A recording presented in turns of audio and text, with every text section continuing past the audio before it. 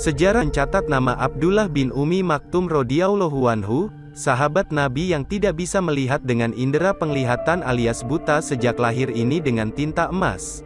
Tapi sebelum melanjutkan kisah selengkapnya, sahabat Serambi Kalam bisa menekan tombol subscribe dulu ya, agar channel ini semakin berkembang dalam menyebar dakwah Islam. Dan jangan lupa tekan tombol lonceng agar sahabat mendapat kisah-kisah inspiratif lainnya.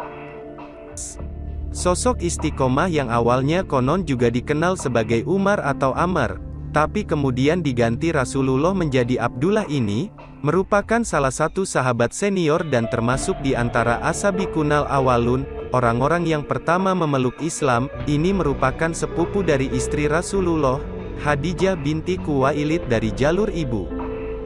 Nama ayah beliau adalah Qais bin Zaidah bin Al-Usham dan ibunya Atikah binti Abdullah. Sedangkan nama Ummi Maktum, sebenarnya hanya gelar atau sekedar nama panggilan yang melekat pada sang ibu, yang secara umum bisa diartikan sebagai ibu dari yang tersembunyi, sebuah sebutan yang mengacu kepada bayi Abdullah, buah hatinya yang lahir dalam keadaan buta. Sebagai salah satu orang pertama yang mengimani Islam, sudah pasti beliau juga termasuk salah seorang sahabat yang mengalami banyak persekusi oleh kaum musyrikin di Makkah. Luar biasanya, meski sering mendapat perlakuan keji dari kaum musyrikin Quraisy, beliau justru semakin membulatkan tekad untuk istiqomah berpegang pada agama Allah. Karenanya Allah Subhanahu wa Ta'ala berkenan memberikan karunia-Nya berupa ilmu dan adab yang istimewa. Kebutaan matanya tergantikan dengan kejernihan hati yang terus bersandar dan bergantung hanya kepada Allah Subhanahu wa Ta'ala. Sehingga atas hikmah Allah Subhanahu wa Ta'ala juga, mata hatinya yang jauh lebih peka, selalu menuntunnya pada kebaikan, layaknya indera penglihatan yang akan selalu menuntun tuannya ke jalan terbaik yang akan dilalui. Dituntun ke masjid. Pada suatu hari, Abdullah bin Ummi Maktum radhiyallahu anhu mengajukan dispensasi untuk tidak melaksanakan salat berjamaah 5 waktu di masjid, sebagaimana layaknya laki-laki muslim baligh lainnya, karena tidak adanya penuntun jalan baginya yang buta dan juga karena kesehatannya yang terus menurun, padahal rumahnya cukup jauh dari masjid. Ya Rasulullah, saya tidak memiliki penuntun jalan untuk bisa mendatangi salat 5 waktu berjamaah di masjid, sementara mata saya buta dan kesehatan saya juga menurun, padahal rumah saya cukup jauh dari masjid. Dengan kondisi seperti itu, apakah saya memiliki rukhsah atau keringanan bisa menjalankan salat di rumah? Urai Abdullah bin Ummi Maktum radhiyallahu anhu kepada Rasulullah shallallahu alaihi wasallam. Ya, jawab Rasulullah singkat dan jelas. Demi mendengar jawaban Rasulullah atas pertanyaannya tersebut, Abdullah bin Ummi Maktum langsung pamit kepada Rasulullah dan beranjak keluar, tetapi tiba-tiba Rasulullah memanggilnya kembali. Wahai Abdullah, apakah engkau mendengar seruan untuk salat 5 waktu? Tanya Rasulullah saat itu. Kumandang azan ya Rasulullah, Abdullah bin Ummi Maktum balik tanya kepada Rasulullah. Ya Abdullah, jawab Rasulullah lagi. Saya mendengarnya ya Rasulullah, jawab Abdullah bin Ummi Maktum radhiyallahu anhu.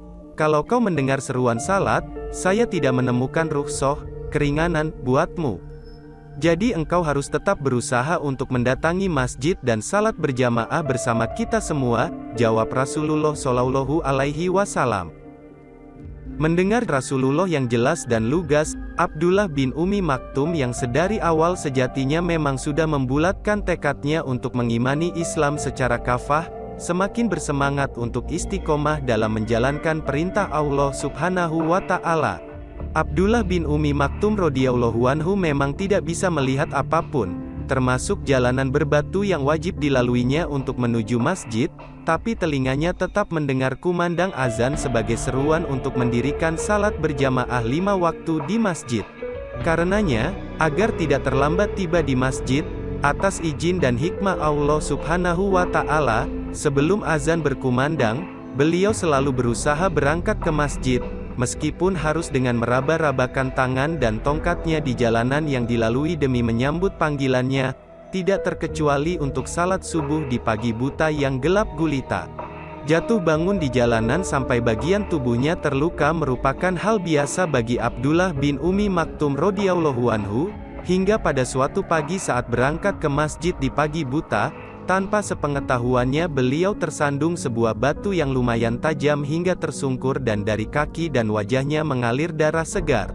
Luar biasanya, tanpa mengadu sama sekali, beliau langsung berdiri dan sama sekali tidak mengindahkan darah yang keluar dari luka-luka di kaki dan wajahnya, kecuali hanya mengusap untuk membersihkannya saja.